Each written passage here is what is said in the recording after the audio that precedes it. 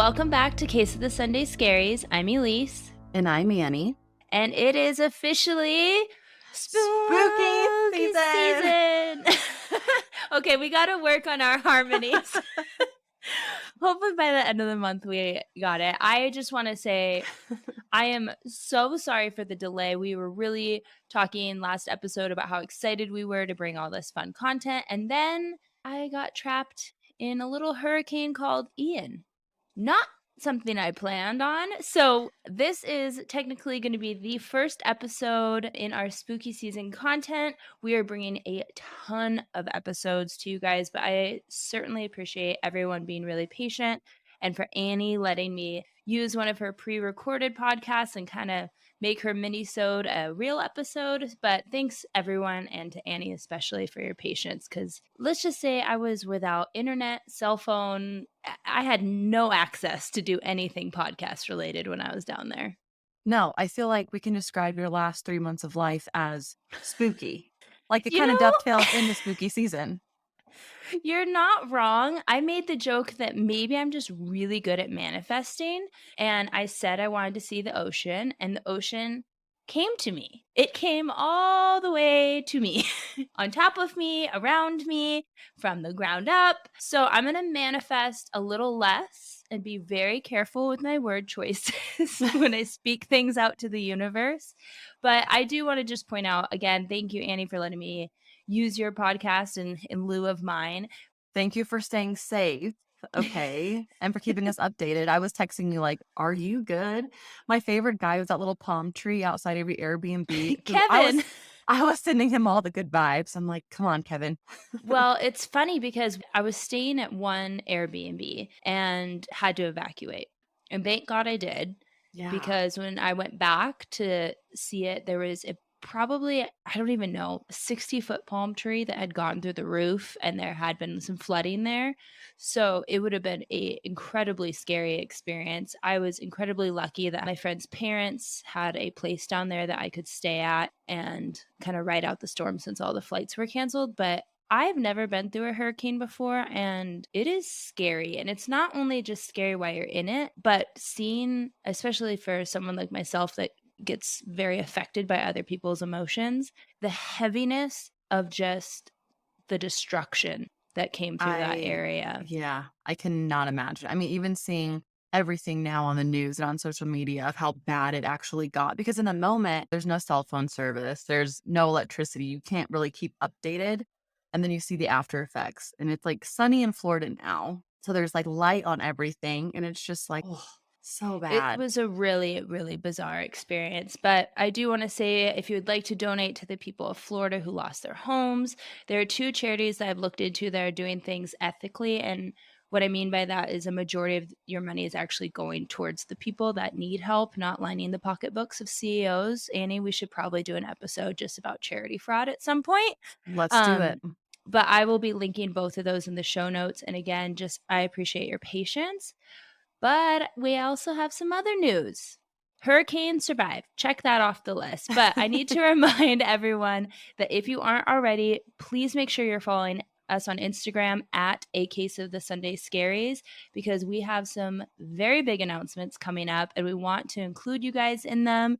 I will just give a little hint that I am moving into a new place and we are creating a little, we're not sure what to call it yet. This is why we need your guys' help, but let's just call it a podcast den for right now.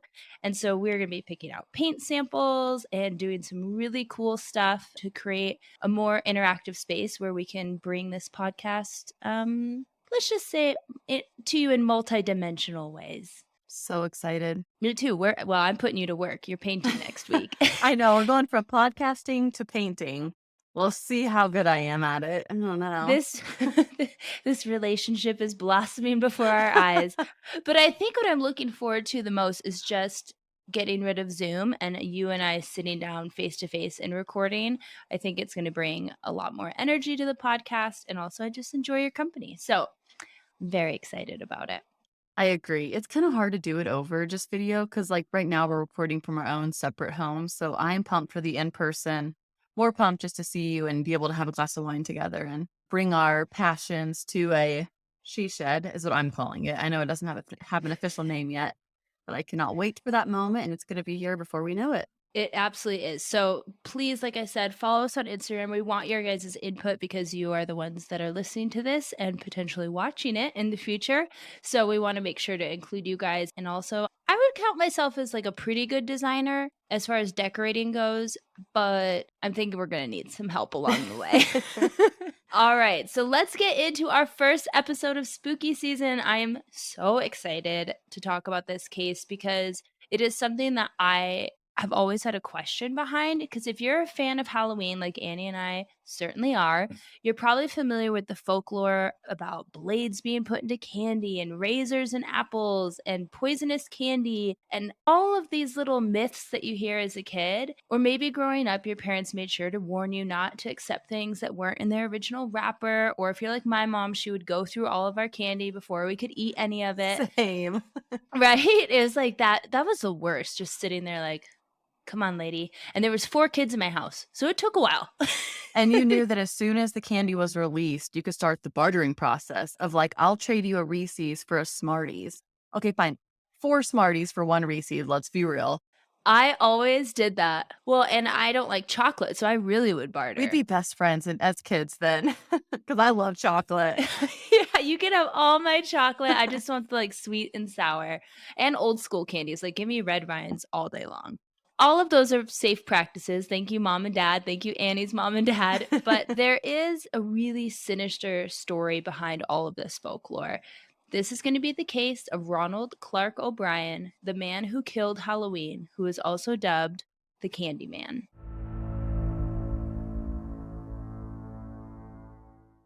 Do you know this case? I have never heard of it. Ooh. I knew there was always a reason behind the fear of candy because as a kid, I was terrified to take candy from strangers. Also because, the kidnapping that kind of aligns in with Right. that, like, here's some candy, come to my creepy white van.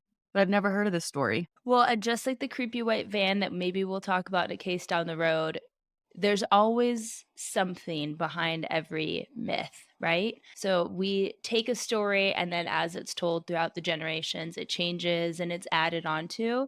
But this one, unfortunately, is real. And normally we start at the beginning, but this tale, I'm going to tell it a little bit differently. The story starts on the evening of Halloween, October 31st, 1974. It was a rainy night, but Ronald and Deneen Clark's 2 children, Timothy, age 8, and Elizabeth, age 5, were eager to go out trick-or-treating. They had made plans to go with the neighbors' children, and in hindsight, it seemed a little bit odd to everyone that their father, who had really never expressed a whole lot of interest in Halloween, was seemingly pretty eager to go himself. Probably to Deneen's delight, I imagine. She gets to stay cozy inside. She's putting up with raising these 2 kids. And he's offering to take the kids out in the rain. I would be pretty thrilled to Totally. pour a glass of wine myself. Oh, yeah. It's like, you want to go right on ahead with our little werewolf and little vampire. You go. Yep. This is a nice little bonding experience. I'll be here bonding with this bottle of wine and a good movie. Probably Hocus Pocus. I don't think it was out at the time. Timothy and Elizabeth rushed to meet up with their neighbor, Jim Bates, and his 2 children, and the 6 of them set off down the street. They came upon a house that seemed unoccupied, but of course, the kids had to get as much candy as possible, so they knocked anyways. When no one came to the door, the kiddos rushed ahead to the next house, because who's going to wait around for the person who's not coming to the door, right? Maybe they're home, maybe they're not, or maybe they're like me and sometimes just ignore trick-or-treaters. These kids are on a mission. They're like, we got 2 hours to fill our bags with candy. You're not home. I'm moving on. It's raining outside, so I'm sure the parents are going, okay, let's make this quick. However, Ronald seemed to lag behind, catching up with them just a few houses down the street, and he brought with him one heck of a candy score. Now, if you're a smart kid, you know which houses give away full-size candy bars, and you make sure to stop by those houses first every year, right? And which ones give away apples? And you're like, I'm Right. not coming back to you. I learned last year. Apples and granola. Thanks, Kathy. I feel like sorry, Kathy's out there, but I don't know. It just seemed fitting. But when Ronald walked up holding 5 21-inch pixie sticks, can you imagine how elated they were? Do you remember these things? that were like the size. I mean, they weren't the size of a yardstick because I'm smart enough to know that's 3 feet, but close enough. Those things were huge. And keep in mind that Timothy is 8, Elizabeth is 5. That's probably half their height in straight flavored, like sugary, yummy goodness. It's a gold mine. Absolutely. Like dad of the year, right? He said that he had gotten the pixie sticks from the house that they assumed was unoccupied, but more on that later. Side note, because I always love my side notes, don't I? Let's talk about the history of pixie sticks. Let's do it. I know I always go off on tangents, but I just like to find out the history of everything. So pixie sticks have always been sort of a candy that I had a bad connotation with. This case certainly didn't help it, but I remember kids making jokes, or maybe they were actually doing it, about snorting pixie sticks. I've Do you seen remember kids this? do it. Oh, yeah. Oh, you've seen people actually do it? Yes, in, like, elementary school after a Halloween party, but I'm scarred by pixie sticks, not because of that, but because I would always be dumb and put my mouth, like, on the paper, Oh, you where it can't gets do that. super gummy and, like, nothing comes out. You gotta open up the other side, then it spills out. So I too have a bad connotation with pixie sticks, but I never snorted them. No, well, I didn't assume that you did. Okay, I'm like, "Hang on, let me clear the air." I swear saw just it, but I it. did Never not tried it. inhale. Okay, Clinton. But I did a little research on pixie sticks, and it turns out that they were originally manufactured as a drink mix, a lot like you would think of Kool-Aid today. But when World War II came around, sugar got rationed, and J. Fish Smith, the creator of pixie sticks, noticed that the kids were still buying drink mix and eating the powder like it was candy. So he had the genius idea of just adding a little spoon to the package. And that was the first rendition of what we now know as pixie sticks. Obviously, the packaging changed, but it was still just flavored sugar and a lot of unnatural dyes. And now that same formula is pressed into tablet form, and that's what sweet tarts are. They're the exact same candy. I did not know that. Me either. So, moral of this story is I love a little history and a side note, and don't snort pixie sticks or anything else for that matter. Just nothing. But since this isn't a candy podcast, let's get back to this Halloween night. The rain started picking up, so the kids ended their trick-or-treating a little bit early. Robert handed one of these giant pixie sticks to each of his children, as well as the neighbor's children, and the group parted ways. But on the walk home, Ronald recognized a 10-year-old boy from church and gave him that extra pixie stick. Again, dad of the year, you would think. As most parents do, they wanted to ration out the candy, so Ronald told them that they could each pick out one piece of candy to have before bed. Now, Timothy was smart and, of course, picked the candy that was the biggest, the 21-inch pixie stick. And let's be honest, I probably would have done the same. Most kids probably would. Like, oh, I can only have one. I'll have the one that's 21 inches long. No problem. I won't have a sugar high at all. I'll be nice and I'll sleep through the night. But he noticed that there was a staple at the top. So he went to his dad, had his dad help him remove it. And if you remember those big pixie sticks, they did have a folded off edge. Mm-hmm. So I don't think this struck him as abnormal. But when he got that staple removed, he struggled to get any of the powder out of it. Maybe he pulled a U and put his mouth on it a little bit too much. It does make it a lot harder. It certainly does. But Ronald helped him loosen the powder, and an eager Timothy did what we all did with pixie sticks: raise that straw back and let the sugar flow. However, he complained that it tasted a little weird. Instead of the sweet sugar, it tasted really bitter. So Ronald gave him a glass of Kool-Aid to wash the taste down.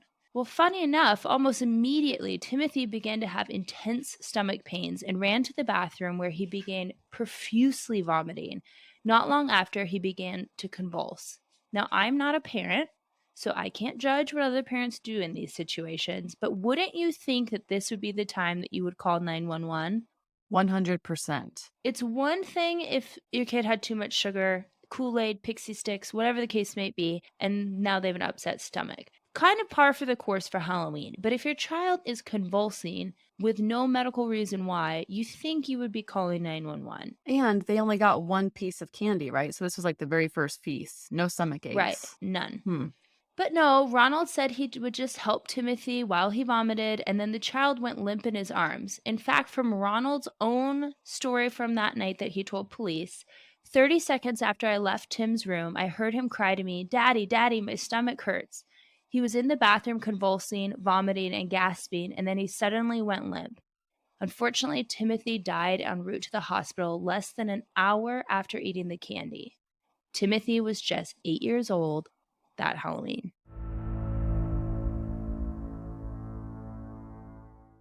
Deer Park is a small town, and in the 1970 census, there was only about 12,000 people living there at the time. So you can imagine how quickly rumors about a poisoned Halloween candy bag are going to be spread very, very quickly amongst the adults, amongst the kids.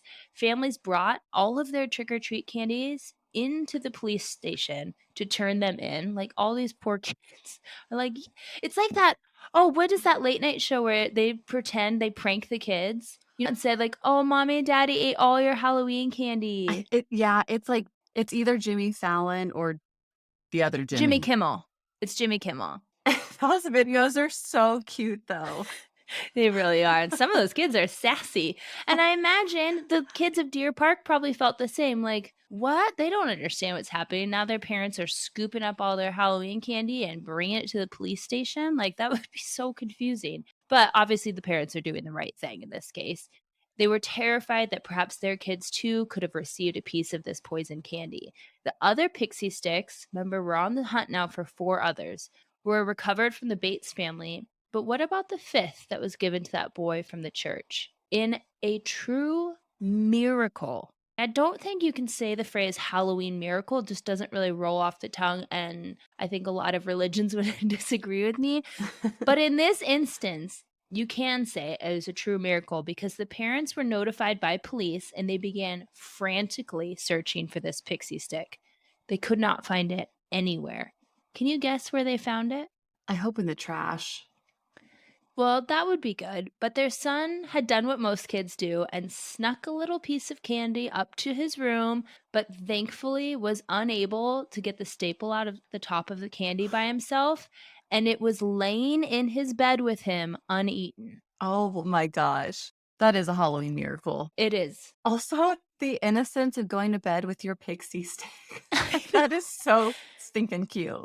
The image of it is unbelievably adorable. At first, this seemed like a horrible tragedy, like some boogeyman, serial killer wannabe asshat is out there giving candy that could hurt or potentially kill children. And who the hell would do that? But with the public in a state of shock and fear, obviously, for their kids' safety, the police needed to find out who did this to this innocent child and do it really quickly. So while waiting for an autopsy and tests to be done on the pixie stick to figure out what had happened, the police's first step was to retrace with Ronald the trick-or-treating route that they had taken that night. Of course, right? You need to find the house. You need to find this guy that gave you the pixie stick. He kept giving them conflicting reports about which house it was that he had gotten the pixie stick from. And at first, that struck me as odd. But then I did a little bit more research, and they were not actually in the Deer Park area trick or treating. They had gone to that Bates home, that other family. So it was a neighborhood that they weren't really familiar with. And keep in mind, it was raining. I can't say if I was watching 4 kids and it's raining and you're worried about them running into the street and cars coming that you're going to pay that much attention to a house. Totally Right? fair. Yeah. At first, I was like, okay, maybe the dad's in on it. You know, if he like didn't remember which house it was, but that makes sense if he went somewhere where he was unfamiliar with the territory. When police asked him to describe the owner of the house, once he finally did find the house he believed belonged to the pixie stick boogeyman, as we will call him, he told police a really interesting rendition of that night.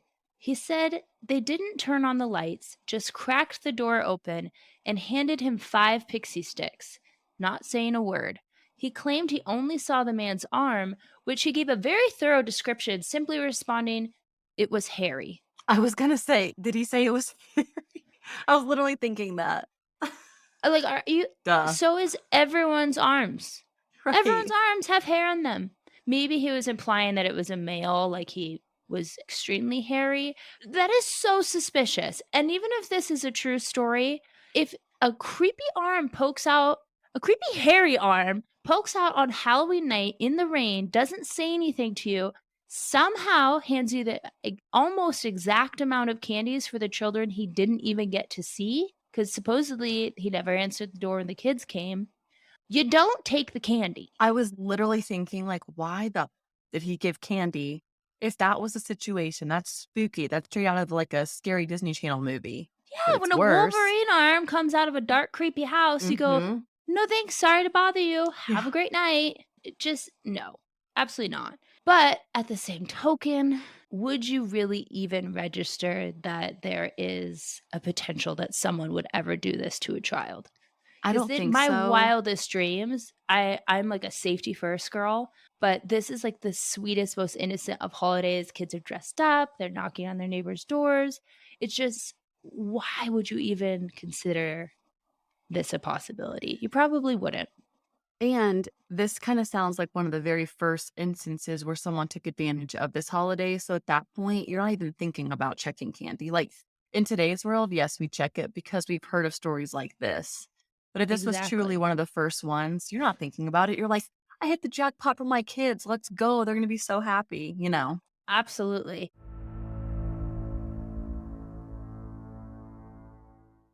Police are starting to get a little suspicious of Mr. Ronald. But again, what man would poison his own children and not to mention potentially poison the neighbor's kids and a sweet little unsuspecting boy from church?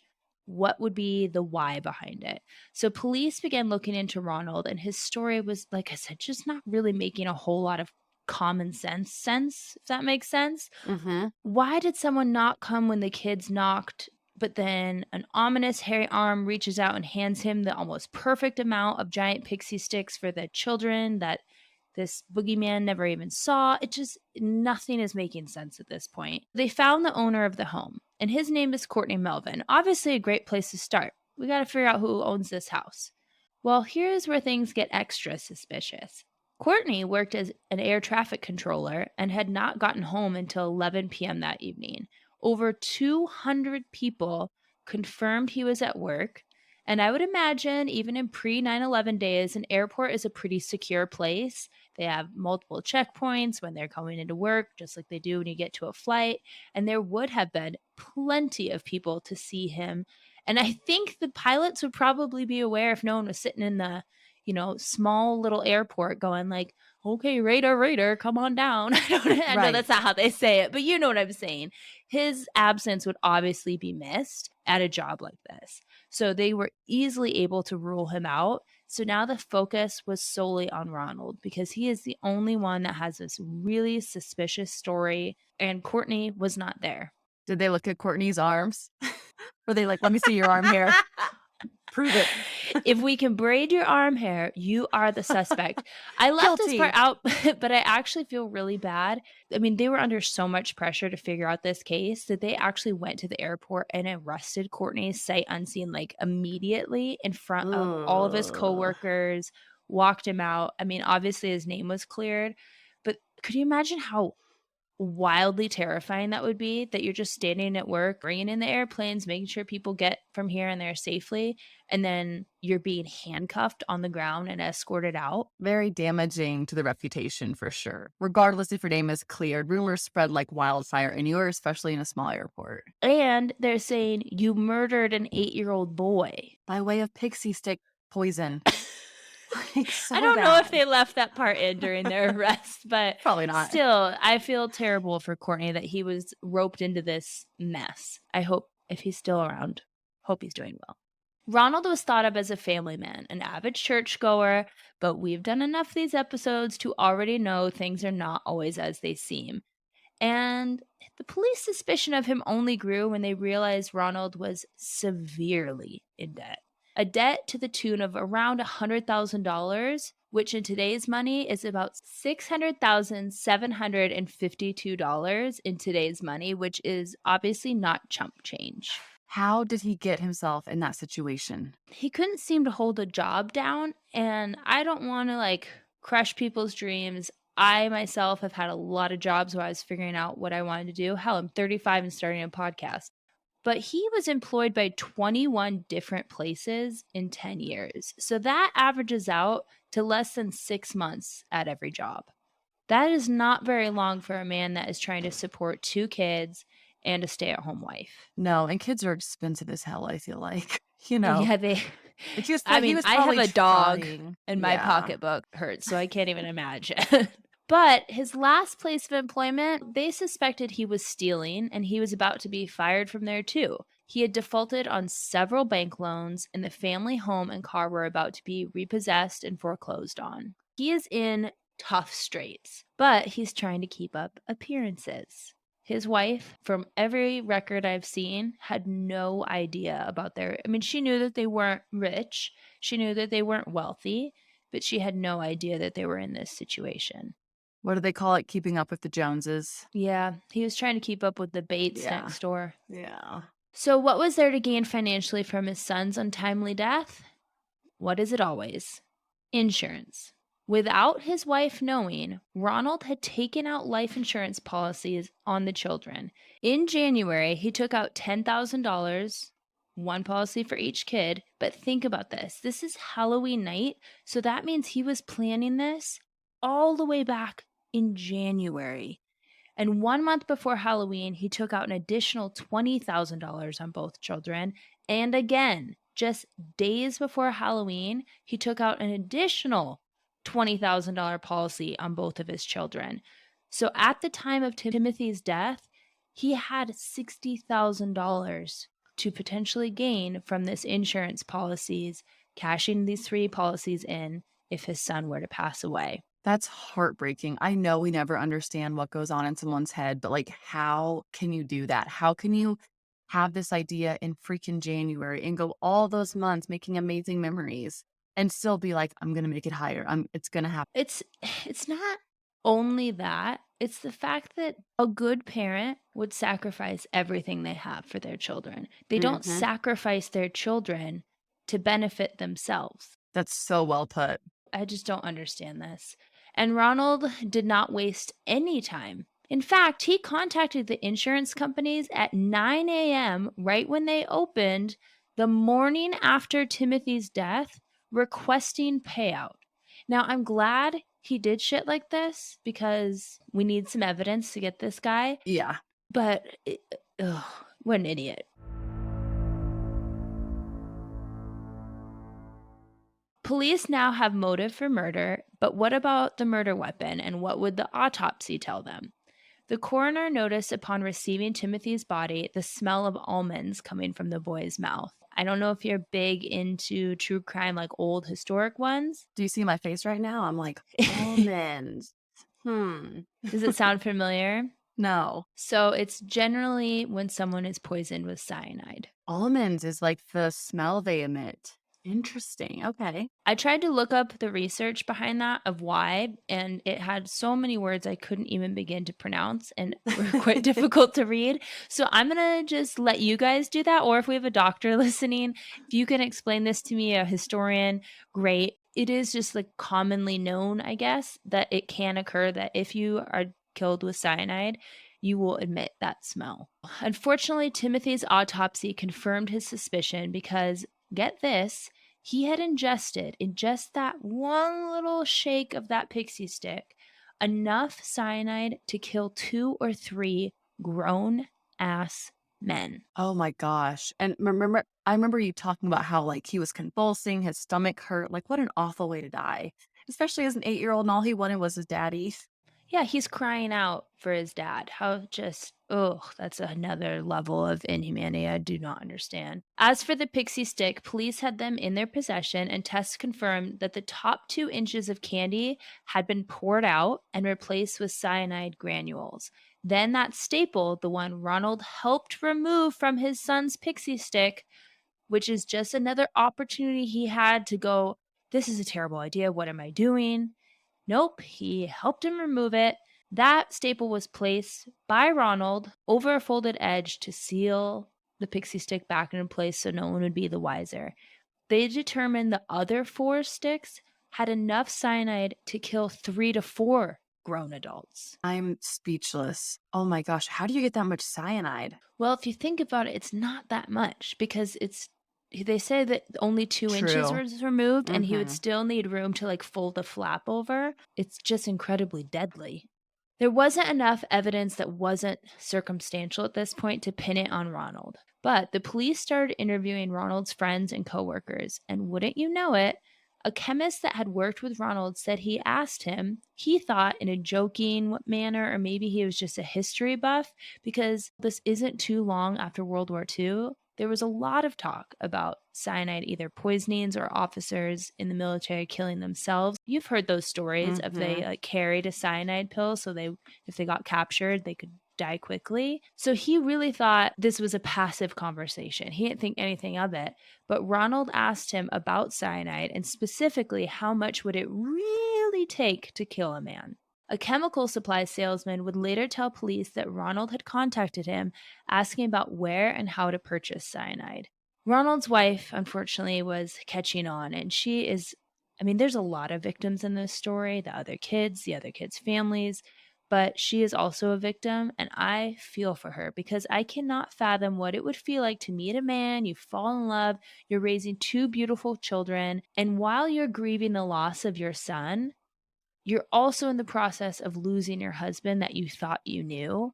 So she didn't know about, like I said before, she didn't know about the extensive debt. She didn't know about all these life insurance policies. She was completely cleared of any suspicion about this. She was kept in the dark, and the husband whose shoulder she cried on, grieving her baby boy, is now the prime suspect in his murder.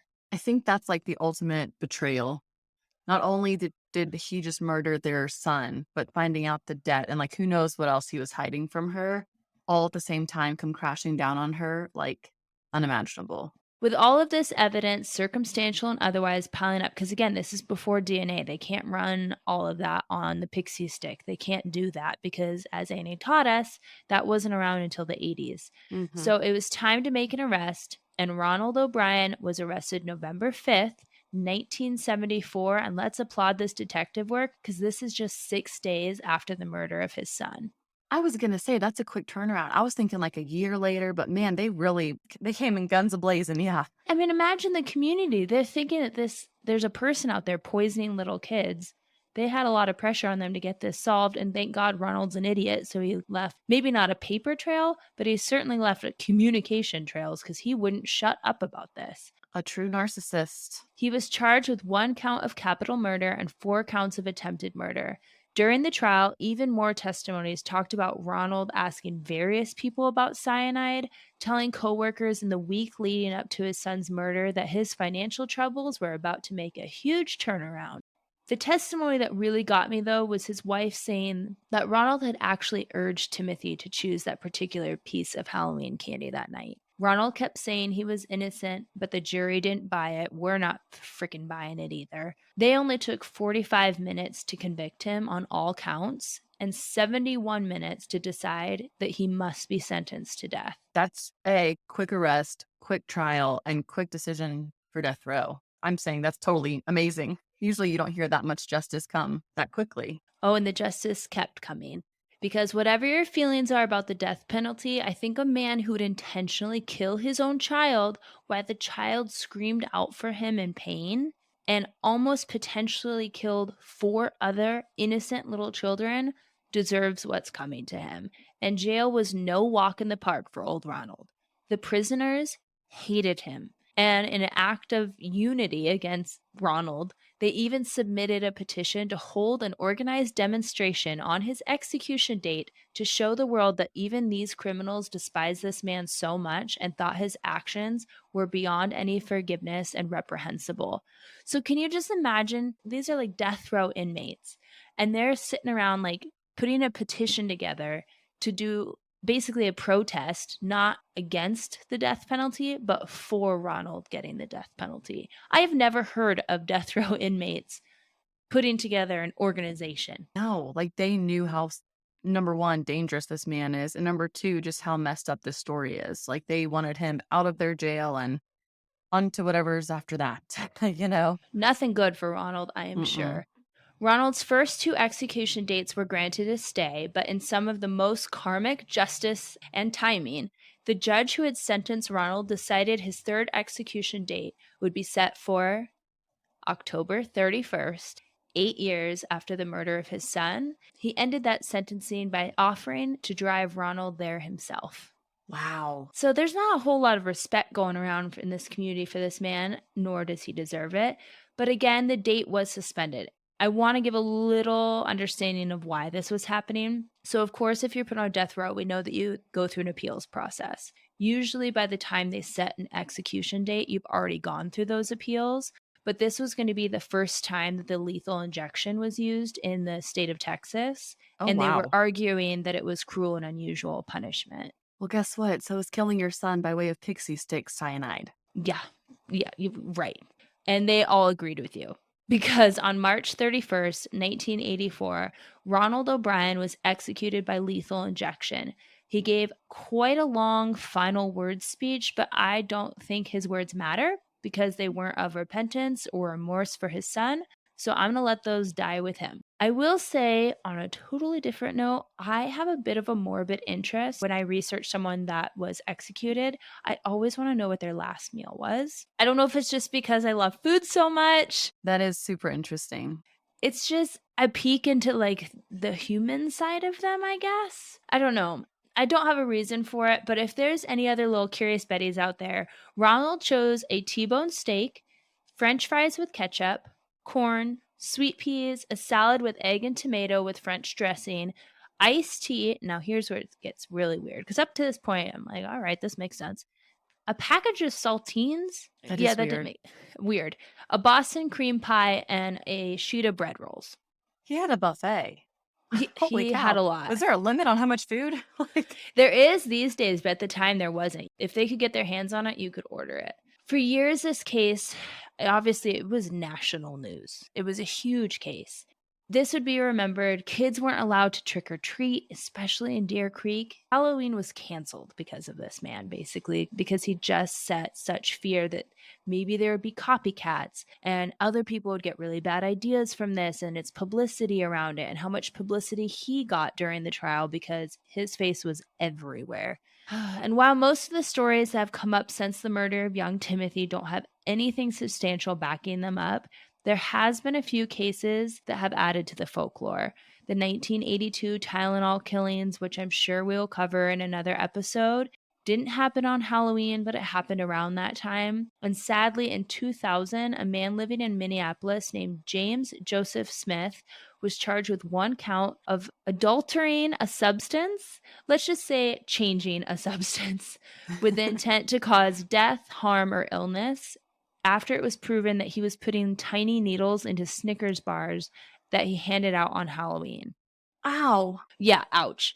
A 14-year-old boy was pricked when he bit into the Snickers bar, but he was totally fine. He didn't need medical attention or anything. It was just like what the crap was that? So while there is some cases since that have certainly spawned these rumors of razors and apples and poison candy, I believe it's this case and Ronald O'Brien, who became known, like I said, in the press as the Candy Man, that really sparked these stories that are often told around Halloween season, especially as preventative measures against kids to kind of scare them into being a little safe out there. We don't want to just tell these stories to spook you. We want to give something positive if we can. And I'm not a parent yet, but I wanted to end this episode with some tips for safe trick or treating if you are a parent. Or maybe you're an adult and you like to trick or treat. You listen up too, okay? Yeah, I'm like pretty spooked right now to even eat candy from like CVS. So give me some good tips. Well, American Family Insurance put out an article that, of course, I'll link in the show notes, and it had some great tips. Among them, just in case, make sure that candy is in all of its original packaging, like Annie and I's mom, she was already on top of it, and that Mhm. any homemade treats are immediately discarded unless from a trusted friend. Remove any candy that may contain allergens for your child that they're not aware of. Super smart. I didn't even think of that. Add reflective tape to their costume if possible, and if not, consider having them walk with flashlights or glow sticks. Glow sticks would be fun. That would, and kids love a good glow stick. Hey, I love a good glow stick. Okay, kids and Elyse love a good glow stick. I'm gonna have a Halloween rave with my glow sticks. That way they can easily be seen by other vehicles. And if your child is old enough to go trick-or-treating without the parents being there, make sure that they go in groups and that they share their location with you on their mobile device if they have one, just so you can track their whereabouts. If they need to be picked up, if they're not feeling safe in a situation, you know exactly where they are. And with that said, that wraps up our first case for spooky season. It's honestly wildly tragic that little Timothy lost his life in the arms of the person who was supposed to protect him at all costs. And instead, he did the exact opposite. So there aren't words for this type of monster who could do that to their own child. But I want to end the episode with this. On his execution date, almost 300 people stood outside of where he was going to be executed. And do you know what they shouted at him as he entered the building? Trick or treat. Oh, mic drop. We hinted before that we are going to be bringing you a ton of content, new episodes, and Annie is going to be back just later this week with an all new episode. Annie, do you want to give a little hint to what it's going to be about? I do. If you've ever wondered why we have pumpkins on porches for Halloweens and how witches got involved or why a werewolf is a symbol of Halloween, join us because I'm going over all of the little traditions that we do and kind of where they stem from. It's going to be a good episode. Also, pretty kid friendly. So if you're driving to school and you have a kid in the car and you want to listen to it, I approve. All right. Well, Annie says it's kid approved, but we will see. Until then.